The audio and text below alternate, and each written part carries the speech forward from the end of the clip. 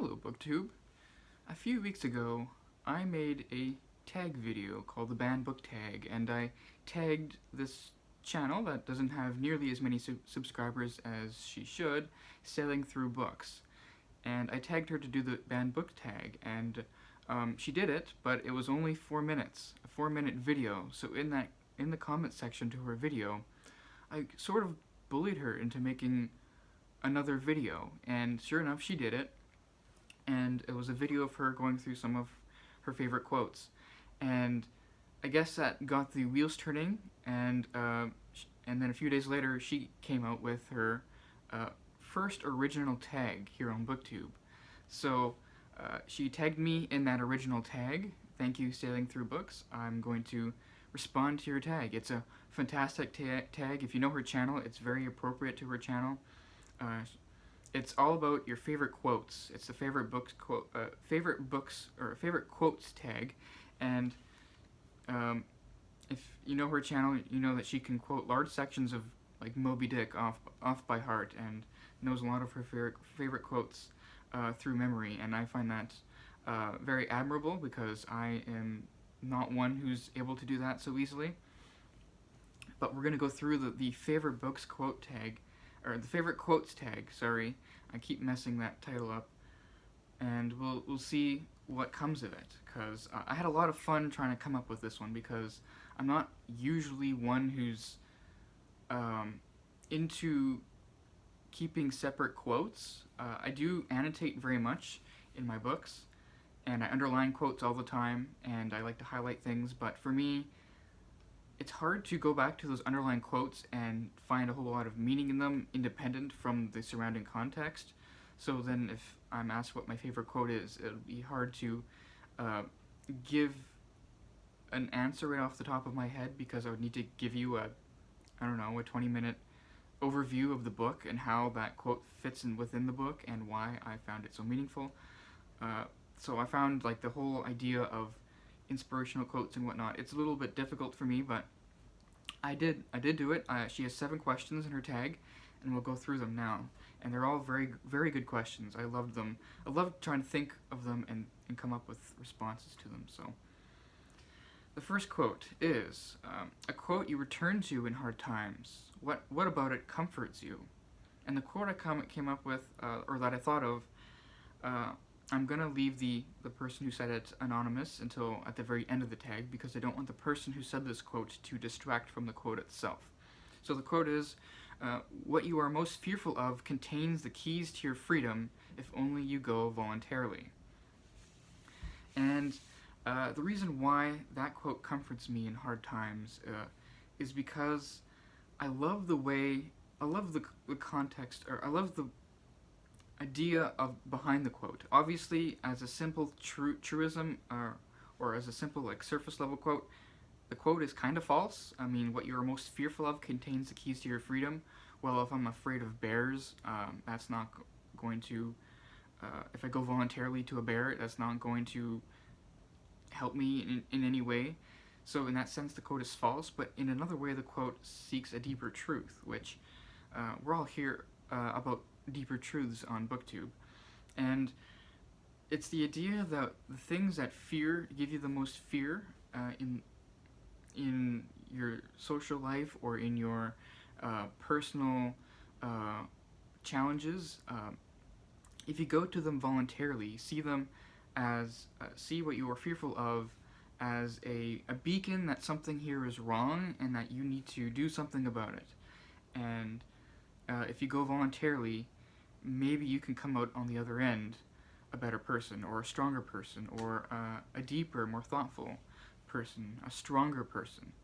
And that's kind of the reason why I find this quote so compelling. And when I'm going through hard times, when there's things I don't want to do or things I'm trying to avoid, I'm thinking of this, what you avoid or what you're fearful of, if you go into it voluntarily and go into trying to master the challenge, of course you're not going to master it right away. It'll do wonders for you. It'll benefit you in wonderful ways. So that's the quote that I always go back to. That really does give me real world like inspiration in times when I need it most. And then question number 2 is a quote or two that sums up your philosophy of life. And because I'm going to be difficult, I came up with 4 quotes. And I'm going to have to be quite tedious on this one because my philosophy of life is not something that can be summed up within a few lines in a book. So I'm going to give you many different kinds of quotes and the context behind these quotes and maybe explain why they matter to me. So the first one is a quote I'm going to pull from the Reverend St. Augustine, or at least this is the quote. I looked online, and this is the quote that is usually attributed to him. It's in Latin, and so apologies for my Latin because I can't speak Latin, obviously, so I'm just going off of, as an English speaker, how it sounds to me. But the quote goes like this: Inter faeces et urinem nascimur. Inter faeces et urinem nascimur. And this roughly translates to between shit and piss we are born. And it's a bit of a crude quote, obviously, and it's a humorous quote. I find it hilarious. But I'll give you the context as it's quoted here in A Day and a Night and a Day by Glenn Duncan, a book that I read twice this year because it had struck me so much. And this will not be the only quote that I pull from this book, but the quote goes like this. He held her hips tighter and pulled her close to him. It was a thrilling new open space to step into, the certainty that he wanted to have a child with her. Now that he knew it, he realized he'd been waiting for the knowledge for some time. Inglorious biology was the poetic contrast to the rarefied stuff of spirit, tubes and eggs and wriggling sperm, the monstrous umbilicus, and the gory porn of delivery, all to heave up a new consciousness upon the world. Inter faeces et urinem nascimur, it said on the wall in the John at Harry's. Selina reluctantly translated between shit and piss we are born. This was God's aesthetic, Augustus saw. Plated polarities, divinity in a cowshed, new souls amid sewage. And I love that contrast between, and for me, like a philosophy of life, that contrast between divinity, between the high, and the contrast between the low, the vulgar, the disdainful, or the gross, and how that plays out just in life in general. So between shit and piss we are born, and it's like the divinity of human life, or the majesty of just life in general, amidst all the muck and sewage of the workings of life. And I love that contrast. It is, not only is it so deep, but it's funny. Like it's great. It's a great insight, and it's done so quoted so poetically here in this passage, which is a very common thing about this book, is that the book is very much beauty amidst depravity, and I think it's just so fantastic, so compelling because of that. I just can't, this is one of the books I just haven't been able to get out of my head for so long. That's why I read it twice. I read it, I think first in May, or maybe in March, and then I came back to it just a few months ago. I just immediately fell into it, and it's a short book, so I read the whole thing again. And then I move on to another quote from this book. So the snippet that I want to share here is the next step after nihilism, which is to find something and go into it. Find something you like and go into it. What's a meaningless universe other than infinite opportunities to make meaning? And that's that phrase, find something and go into it, that has really stuck with me. It just lodged itself in my brain. Find something you like and go into it. So find something that you find meaningful and put all your energies into that thing and see what happens. See what you can do if you put all of your talents, all of your abilities into something that you find meaningful, and try to make something out of it. And I want to give you the entire quote in and which that so that you can kind of see that quote in its context. So this is Harper, or a thought from Harper, who's ironically the torturer in this novel. But this is what he says. The truth is, we can go into anything. The world really is our oyster. But here's Jesus in self-sacrifice. All the blood and chalices and candles. Maybe I could go into that.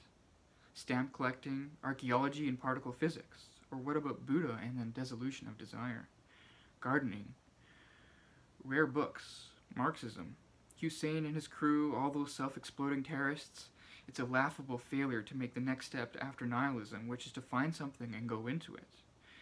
These guys blowing themselves up are like Titanic crybabies.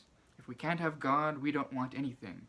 And just in case, we don't want you to have anything either. It's supposed to be a profound demonstration of belief. It's the baldest demonstration of existential panic. The West's superiority is in its refusal to panic. It's in its cathedrals and Monty Python and psychotherapy and the Genome Project and the NFL and Catcher in the Rye. You find something you like and you go into it. What's a meaningless universe other than the infinite opportunity to make meaning? And that resonates with me so much because, I mean, right in my late teens, early 20s, the foundation of my world kind of shook and collapsed, and I was very religious, but then when that foundation of religion kind of fell into a vacuum for me, and I was floating around in this apathetic abyss of nihilism, you really do find comfort in cynicism and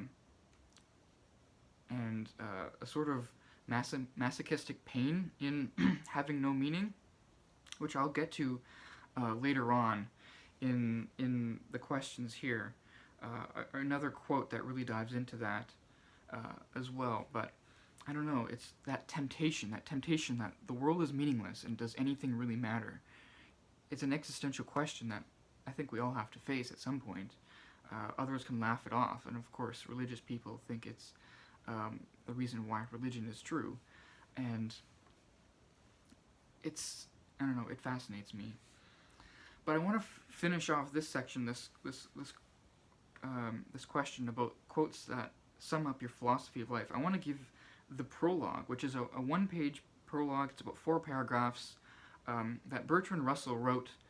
It's the prologue to his autobiography, which is very long. I've not read the book. I've only read this prologue, but the prologue seriously resonates with me. And I want to read the thing in its entirety, if you let me here. And it's he titles it "What I Have Lived For," and it's him looking back at his life and the 3 main things that matter most to him and what he's done and how he's done in his life. It's about him summing up his life, and I think it's fantastic.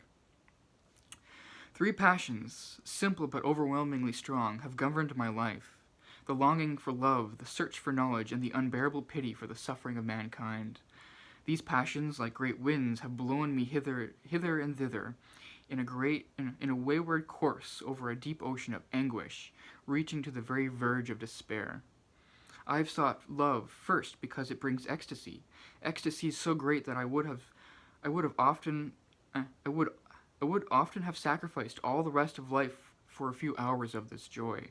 I have sought it next because it relieves loneliness, that terrible loneliness in which one shivering consciousness looks over the rim of the world into the cold, unfathomable, lifeless abyss. I have sought it, finally, because of the union of love I have seen in a mystic miniature, the prefiguring vision of the heaven that saints and poets have imagined. This is what I have sought, and thought it might seem too good for a human life. This is what I, at last, have found. With equal passion I have sought knowledge. I have wished to understand the hearts of men. I have wished to know why the stars shine, and I have tried to apprehend the Pythagorean power by which number holds sway over the flux, above the flux. A little of this, but not much, I have achieved. Love and knowledge, so far as they were possible, led upward towards the heavens, but always pity brought me back down to earth. Echoes of cries of pain reverberate in my heart. Children in famine, victims tormented by oppressors, helpless old people a hatred burden to their sons, and the whole world of loneliness, poverty, and pain make a mockery of what human life should be. I long to alleviate the evil, but I cannot, and I too suffer. This has been my life. I have found it worth living, and would gladly live it again if the chance were offered me. I occasionally go back to that, and it thrills me. Just the beauty of the prose, the breathlessness and the earnestness of this philosopher, this towering figure in mathematics and philosophy. And here he is, writing the summation of his life in one page in a book, and it blows my mind. And that quote could easily fit for this next prompt. The prompt number 3 is a quote you love because it's beautifully written. And the prompt here, the quote here that I found, I could have found a lot of things, but I chose to quote a large section of Moby-Dick, partially because that is the favorite, sailing through books. It's her favorite book, Moby-Dick, and she had to refrain herself, I think, from quoting Moby-Dick for her questions. But my quote here is from chapter 43. It's The Whiteness of the Whale is what it's called, and I want to quote a lengthy section, the last 2 paragraphs in that chapter. And this is a quote I find beautifully written. "But not yet have we solved the incantation of this whiteness, learned why it appeals with such power to the soul, and more strange and far more portentous, why, as we have seen, as it at once the most meaning symbol of spiritual things, nay, the very veil of the Christian's deity, yet should it be as it is, the intensifying agent in things the most appalling to mankind? Is it that by its indefiniteness, it shadows forth the heartless voids and immensities of the universe, and thus stabs us from behind with the thought of annihilation, when holding the white depths of the Milky Way? Or is it that as in essence, whiteness is not so much a color as the visible absence of color, and at the same time the concrete of all colors? Is it for these reasons that there is such a dumb blankness, full of meaning, in a wide landscape of snows, a colorless, all color of atheism from which we shrink? And when we consider that other theory of natural philosophers, that all other earthly hues, every stately or lovely emblazoning, the sweet tinges of sunset skies and woods, yea, and gilded velvets of butterflies and butterfly cheeks of young girls, all these are but subtle deceits, not actually inherent in substances, but only laid on from without, so that all deified nature absolutely paints like a harlot, whose allurements cover nothing but the charnel house within. And when we proceed further and consider that the mystical cosmetic, which produces every one of her hues, the great principle of light, forever remains white or colorless in itself, and if operating without medium upon matter, would touch all objects, even tulips and roses, with its own blank tinge, pondering like this, the palsied universe lies before us a leper, and like willful travelers in Lapland who refuse to wear colored and coloring glasses upon their eyes, so the wretched infidel gazes himself blind at the monumental white shroud that wraps all the prospect around him. And all of these things the albino whale was the symbol. Wonder ye then at the fiery hunt." I think that quote is self-explanatory. It's absolutely a brilliant quote. It's a quote that goes very well with some of the other quotes that I've already mentioned, and I love that particular phrase about let's see here, that phrase, a colorless all color of atheism from which we shrink, and then the wretched infidel gazes upon himself blind at the monumental white shroud that wraps all the prospect around him. I find that so compelling, and it's hard to put that into words why exactly, but then we move on to question number 4, and the quote is, "A poem you've memorized and why you've chosen to memorize it." And this one is not hard for me to answer because I've only actually ever memorized one poem from start to finish. There is one poem that I've memorized almost the whole thing, but I stopped before I memorized the last stanza, and I couldn't quote most of that poem to you from heart now. But the one poem that I do memorize by heart, it's The Love Song of J. Alfred Prufrock by T.S. Eliot. It's a poem that that was assigned to me in my first year in university in my English literature class, and it's a poem that I've gone back to ever since. But 3 years ago, I made a concerted effort to actually memorize this poem. Memorization doesn't really come easy to me. It's not a muscle that I've flexed all that often. But I made a concerted effort to memorize this poem from start to ending. I know it's a long poem, but that process was one of the joys of just an absolute joy for me. I think it took me about 2 weeks to memorize the whole thing from start to finish. And it's amazing to me where some whole stanzas of that poem come back to me at times. And I'm not going to say the whole thing. I'm not going to recite the whole thing now to you because I've actually timed myself reciting it, and it takes over 7 minutes. And I know that'll take a long time, and I've got more questions to answer. But I just want to quote a few lines. There's and there will be time to prepare a face to meet the faces that you meet. Time to murder and create, and time for all the works and days of hands that lift and drop a question on your plate. I love that line. And there's the line, and should I, after teas, cakes, and ices, have the strength to force the moment to its crisis? And though I have wept and fasted, wept and prayed, though I have seen my head grown slightly bald brought in upon a platter, I am no prophet, and here's no great matter. I have seen the moment of my greatness flicker. I have seen the eternal footman hold my coat and snicker, and in short, I was afraid. I love the irony of those last lines, or of those lines. I've seen the moment of my greatness flicker. If you know the poem, those are deeply ironic lines. And that's what I love about the poem just in general. And then there's the stanza near the end. No, I'm no Prince Hamlet, nor was meant to be. I'm an attendant lord, one that'll do to swell a progress, start a scene or two, politic, cautious, and meticulous, full of high sentence, but a bit obtuse, at times indeed, almost ridiculous, almost at times the fool. And that poem strongly resonates with me. It's a poem that I've recited in my head many times, over and over and over again, and that I'll continue doing so. Question number 5, a quote that captures how you feel about love or friendship. And I have 2 quotes for you for this one. The first quote is from an author that I don't hear nearly as much on BookTube. It's by Shirley Hazzard. And I have not read any of her novels, but I've been slowly going through her short story collection. I guess I can show you the cover here. It's on my e-reader.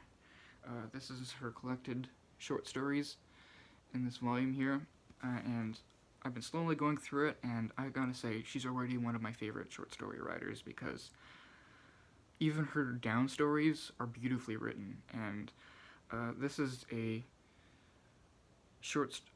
and her reflections on love, especially from a woman's perspective, I find absolutely fascinating.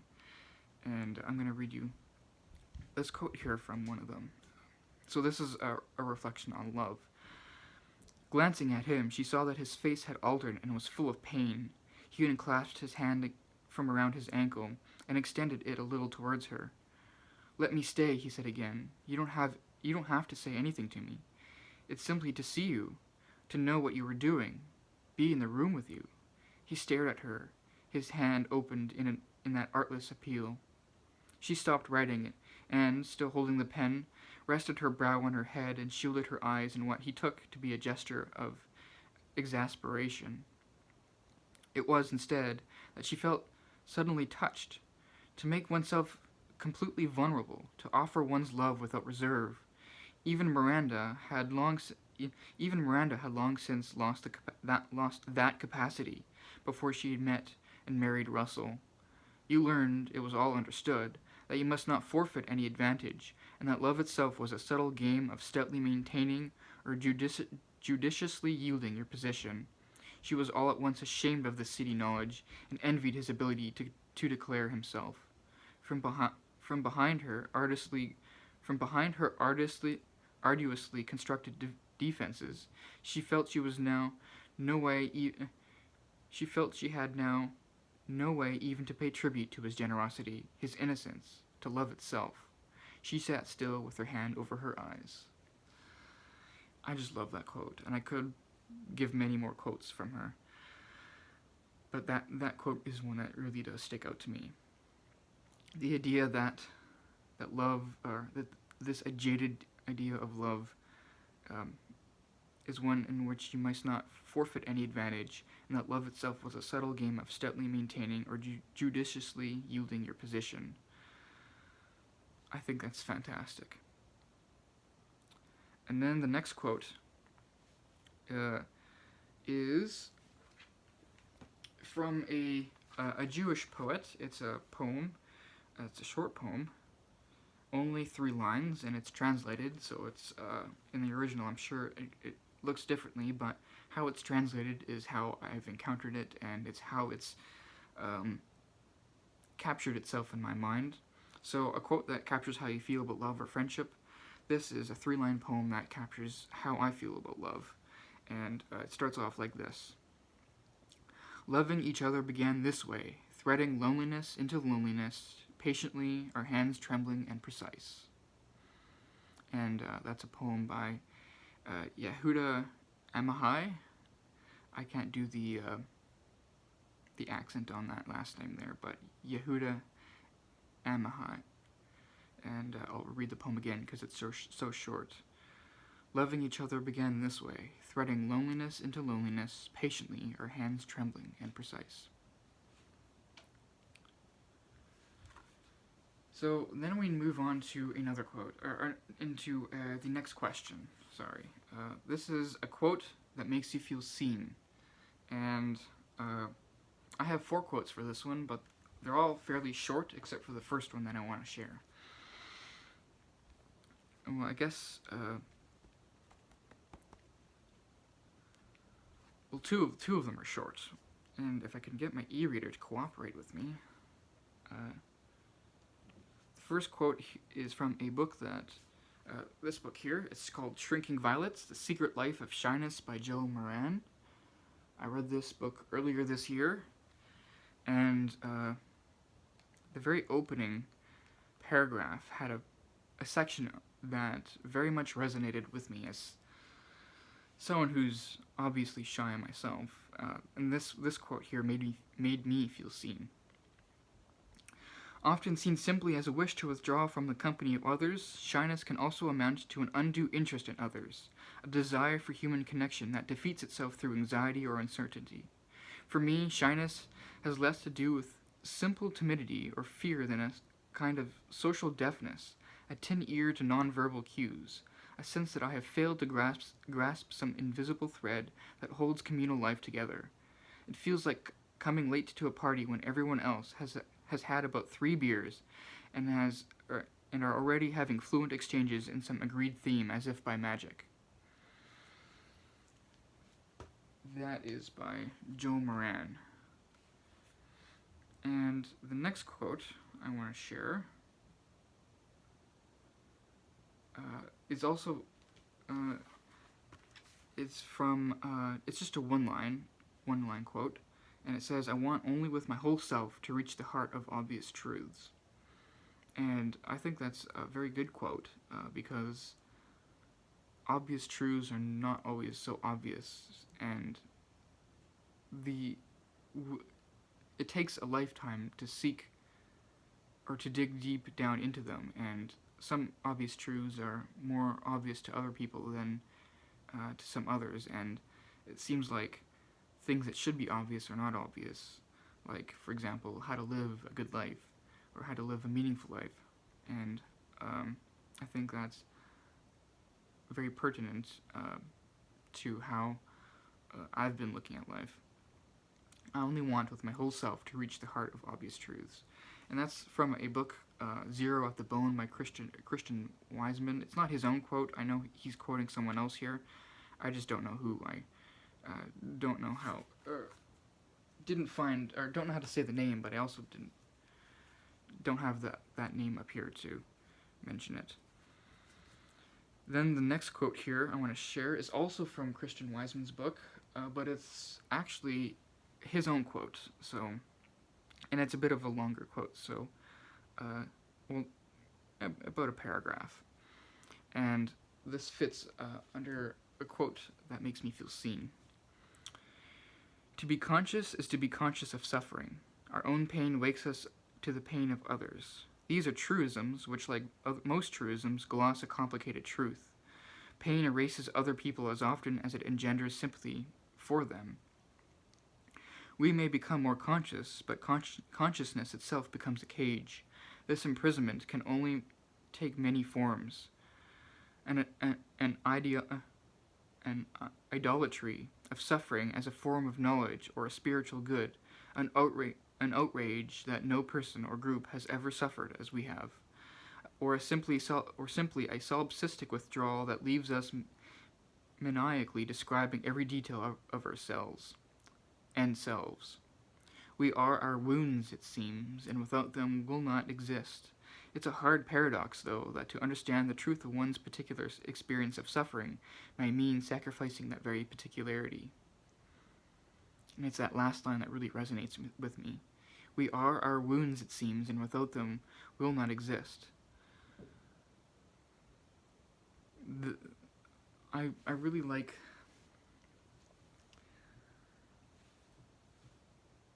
the quote, why that makes me feel seen. It's difficult to say, but the reality of suffering in life, and you can get all philosophical about this, but I don't want to, because for me it's more existential than philosophical, because to make suffering philosophical is to create a distance to it that divides it from experience. And I think the idea that our wounds and even our mistakes, how they shape and form us and make us into what we are, it's seriously an interesting topic, and one that I strongly resonate with. That leads me to the last quote that I want to bring up for this section here, a quote that makes me feel seen. It's again from this book. It's a short quote. It's a one-liner. Let's see if I can find it here. It's at the very beginning, and it's a quote that actually made me read this book in the first place, because I occasionally like sampling my books, and when I sampled this quote, when I found this quote, I knew I had to read this book sooner rather than later. And it's a simple quote. He wishes he still believed in God, checks the pliable air for his presence, but of course there's nothing. I'll read it again, in case you missed it. He wishes he still believed in God, checks the pliable air for his presence, but of course there's nothing. And for me, I've done a lot of checking the pliable air for his presence, and I still come up with nothing. And yeah, that's that section for me. The last question is a simple one for me. I only have one quote for it. The question here is a quote you want read at your funeral. And it's a simple one for me.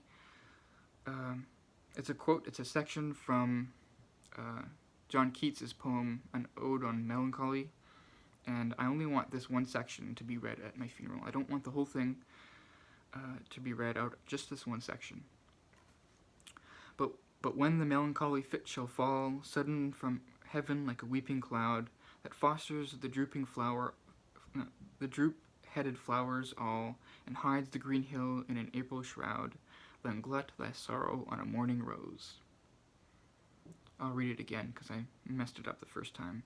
But when the melancholy fit shall fall, sudden from heaven like a weeping cloud, that fosters the droop-headed flowers all, and hides the green hill in an April shroud, then glut thy sorrow on a morning rose.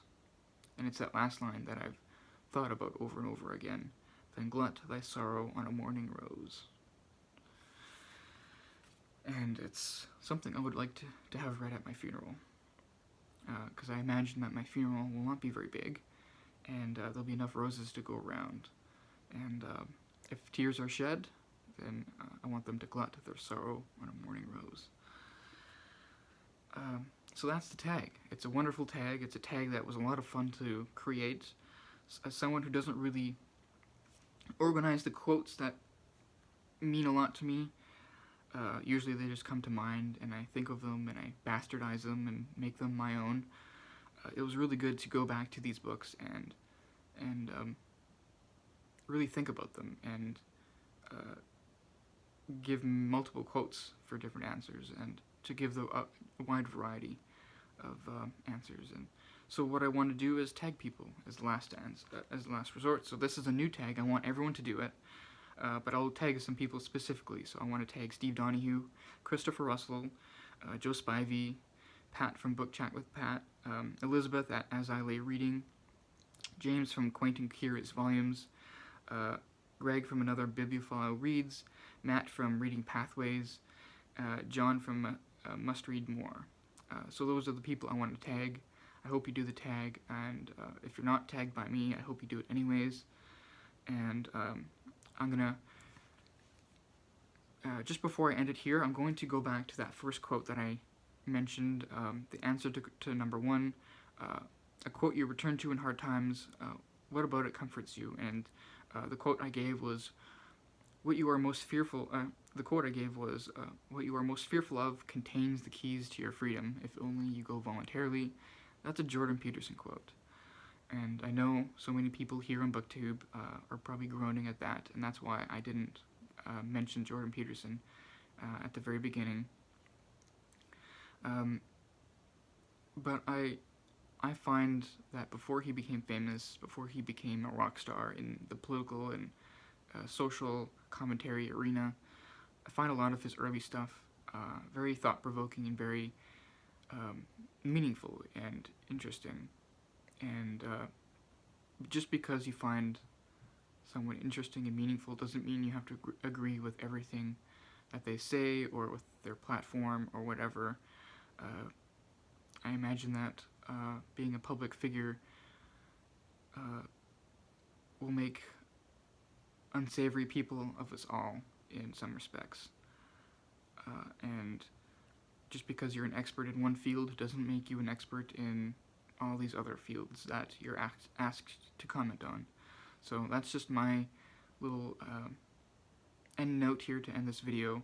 If you've stayed this long, because we all know that Russian sex bots only watch for the first 60 seconds of every video, so that's why I'm putting this here at the very end. And that's my tag. I hope this turned out well, and I hope that you do this tag too, and that you find this tag meaningful. So thanks a lot, and we'll see you next time, BookTube.